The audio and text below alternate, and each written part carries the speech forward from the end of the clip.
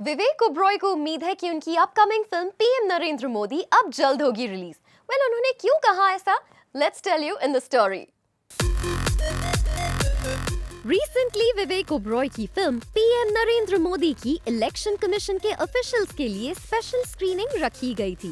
इस स्क्रीनिंग के बाद विवेक को उम्मीद है कि उनकी फिल्म अब जल्द रिलीज हो जाएगी। इसके बाद मीडिया से बात करते हुए विवेक ने कहा कि I have been reiterating that neither the movie nor me are related to the BJP. There is no intention and financial funding involved in the movie. विवेक ने आगे कहा, The entire team is sad and stricken. We had a lot of hopes.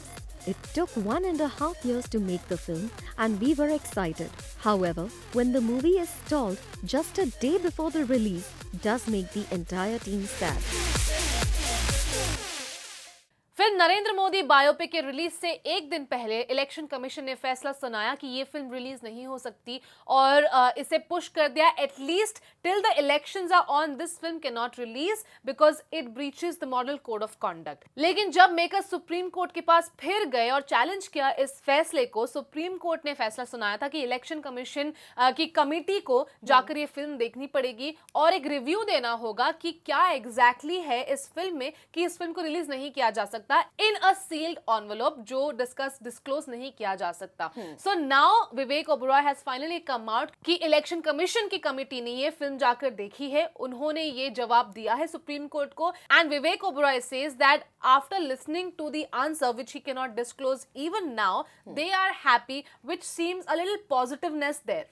Of course, I mean देखिए, पहली बात तो कोई अपनी film पर इतनी ज़्यादा मेहनत करता है, रिसर्च करता है, एंड बायोपिक जो है ना वो एक सेंसिटिव सब्जेक्ट होता है। एंड सेकेंडली जो टाइमिंग थी इस फिल्म की वो काफ़ी सेंसिटिव थी और ऐसे में सबको ऐसा लग रहा था कि अगर आप इस तरह एक फिल्म बनाएंगे तो शायद वो काफ़ी सारे लोगों के डिसीजन को ड्यूरिंग वोटिंग पीरियड इन्फ्लुएंस कर सकती है। सो इन पब्लिक इंटरेस्ट इस फिल्म की जो रिलीज है उसे रोक दिया गया था। But now Vivek Oberoi seems really happy because उन्होंने जिस तरह का रिस्पॉन्स रिसीव किया है फिल्म के लिए, he says that it's actually very positive. But I'd like to interrupt here कि I still have a feeling कि May 23rd तक जब तक इलेक्शंस अनाउंस नहीं हो जाते और वोटिंग काउंट नहीं हो जाती, इस फिल्म को फिर भी नहीं रिलीज करने दिया जाएगा। शायद May 23rd के बाद the film can release is what I feel.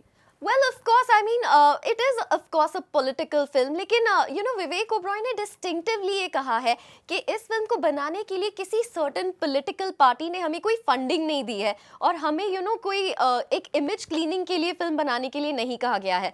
We look at the film as a script, as a biopic, as a leader story which we thought should be told, and इसीलिए हमने ये subject उठाया। And as an actor I believe कि काफी time से विवेक ओबरॉय एक ऐसी film की तलाश जरूर कर रहे थे जहां पर वो अपनी एक्टिंग को शोकेस कर सके। He's done films in South, he's done films in Bollywood, but there is one film जो हर एक एक्टर को लगता है कि उसकी करियर को एक अच्छा पुश मिलेगा, and maybe that's the reason he picked up a script like this. Right, absolutely. And there were a lot of questions being raised. Like you said, he had to come out and give a clarification. He also spoke about how he has no ambitions in politics. उन्हें 5 बार जो है offer किया गया था, but he denied all the offers of getting into politics because he thinks he's a filmmaker and he wants to be here in the industry working for cinema, which is fair. But now we'll just have to wait and watch कि कब supreme court ये फैसला सुनाती है कि इस film को कब रिलीज करने दिया जा सकता है।